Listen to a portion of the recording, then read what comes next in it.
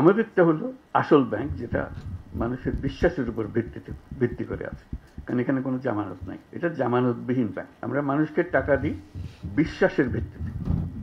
জামানতওয়ালা bank, যারা প্রকৃত bank বিচার করতো, বলতো, তারা আজকে হাওয়া, তারা কেউ নেই, তারা টাকা নিয়ে লোপাট, ব্যাংক শেষ। আর মাইক্রো ক্রেডিট, পয়সা কেউ মারে নাই, কেউ পালিয়ে যায় নাই, সেগুলো প্রতিটি পয়সা আছে, তাদের জমা টাকা আছে, তাদের নিজেদের কাজ চলছে এবং নিজেদের টাকা নিজেরা চলছে। কাজে যেটা প্রকৃত ব্যাংক সেটির দিকে আমরা নজর দিই না, আমরা কোনো রকমের বুঝ দেওয়ার মতো করে যাই। যেটা নকল ব্যাংক সেটা নিয়ে আমরা সব ব্যস্ত। প্রকৃত ব্যাংকে আসতে হবে তোমাদেরকে, এটাই হলো মানুষের ব্যাংক। মানুষ যেখানে আসতে পারে তার নিজের পরিচয়, তার টাকার পরিচয় না, সেটাই প্রকৃত ব্যাংকিং, সেটাই হবে আগামী দিনের ব্যাংকিং, যেটাতে মানুষ নিজের পরিচয়ে কাজ করবে, নিজের বিশ্বাসের উপরে ব্যাংকিং চলবে, এই টাকা পয়সার উপরে ব্যাংকিং না। যদিও এটাকে ব্যাংক বলি, গ্রামীণ ব্যাংকও ব্যাংক, অন্যান্য ব্যাংকও ব্যাংক, কিন্তু জিনিস তফাৎ, ভিন্ন জিনিস, একেবারে ভিন্ন। কীরকম ভিন্ন তা আমি উদাহরণ দিতাম, এখনও সেই উদাহরণ আবার বলবো আপনাদেরকে। আমি বললাম যে দেখেন, আমেরিকান ফুটবলও ফুটবল, ইউরোপিয়ান ফুটবলও ফুটবল, কিন্তু খেলা ভিন্ন। আপনি যদি ইউরোপিয়ান ফুটবলের রেফারিকে নিয়ে আমেরিকান ফুটবল চালাইতে চান, ইট উইল বি ডিজাস্টার, পাগল হয়ে যাবে সবাই। আপনি বলছেন যে বাংলাদেশ ব্যাংককে দিয়ে, সেন্ট্রাল ব্যাংকে দিয়ে ক্ষুদ্র ঋণ রেগুলেট করবেন। বাংলাদেশ ব্যাংক তো ক্ষুদ্র ঋণ জানেই না, সে তো ইউরোপিয়ান ফুটবলের রেফারি, তাকে রেগুলেটরি অথরিটির দায়িত্ব দেওয়া ঠিক হবে না।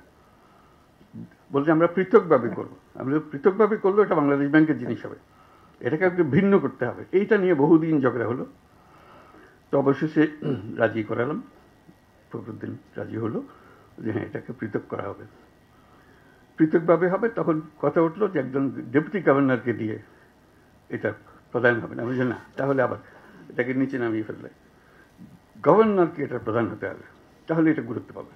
ডেপুটি গভর্নরকে দিলে সে গুরুত্ব পাবে না। এটা নিয়ে আবার ঝগড়া হলো, মতবিরোধ হলো, অবশেষে সেটাও রাজি হলো।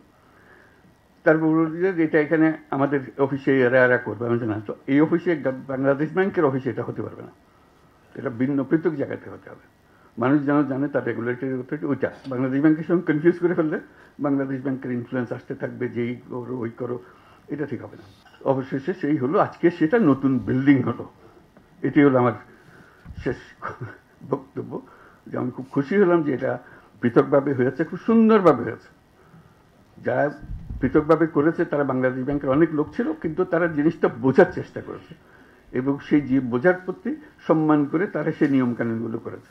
তারা যদি বাংলাদেশ ব্যাংকের অন্যান্য ব্যাংকের যে রেগুলেটরি নিয়মকানুন এগুলো এটার উপরে যদি স্থাপন করতো, তাহলে মাইক্রো ক্রেডিট সেদিনই শেষ হয়ে যেত, ওরা আর খুঁজে পাওয়া যেত না।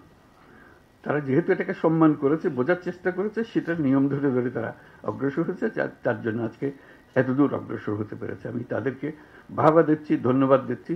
বাংলাদেশ ব্যাংকের যারা এখানে এসে কাজ করেছেন এবং এই মাইক্রো ক্রেডিট রেগুলেটরি অথরিটি এতদূর নিয়ে এসছে, তাদের সবাইকে অভিনন্দন জানাচ্ছি যে এই কাজটা এতদূরে নিয়ে আসে। আরেকটা ফল হলো, এই সমস্যা শুধু বাংলাদেশের না, যে দেশেই মাইক্রো ক্রেডিট হয় সে দেশেই প্রবলেম হয় রেগুলেশন, কারণ এটা সেন্ট্রাল ব্যাংকের কোনো ব্যাংকিং নিয়মের মধ্যে পড়ে না, এক্সিস্টিং ব্যাংকিং নিয়ম পড়ে। তো আমি বারে বারে বলে আসছি তোমাদের এত কথা চিন্তা করার কারণে, বাংলাদেশ অলরেডি এর সমাধান দিয়ে দিয়েছে। Micro credit regulatory authority, just follow them, তাদের নিয়ম কানুন নিয়ে আসো, তোমরা সেভাবে করো। বহু দেশ সেটা অনুসরণ করেছে, তারা যেহেতু দেখছে যে এটা বড় হচ্ছে, এটাকে সামাল দিতে হবে। কাজে এটা মাইক্রো ক্রেডিট রেগুলেটরি অথরিটি শুধু যে বাংলাদেশের জন্য কাজ করেছে তা না, এটা আন্তর্জাতিকভাবে অনেক দেশের সহায়ক হয়েছে, সাহায্য করেছে যে জিনিসটা করে দেওয়ার জন্য। তো সেটার জন্য আমি অভিনন্দন জানাচ্ছি মাইক্রো ক্রেডিট রেগুলেটরি অথরিটিকে, যেটা পৃথিবীতে একটা দৃষ্টান্ত স্থাপন করার জন্য, একটা অধ্যায় সৃষ্টি করার জন্য। এখন আমরা এমন স্তরে এসেছি, মাইক্রো ক্রেডিটের যেটা পরিসংখ্যান এখানে দেওয়া আছে, আর নতুন চিন্তা করতে হবে এখানে। মাইক্রো ক্রেডিট ব্যাংক স্থাপন, এটা এখন এনজিও, কাজে এনজিওর থেকে উত্তরণ হতে হবে। এনজিও পর্যায়ে রয়ে গেলে এটা ঠিক আবার ওই ব্যাংকিং মেজাজে আসবে না, মেজাজে আসতে হলে তাকে ব্যাংক হতে হবে।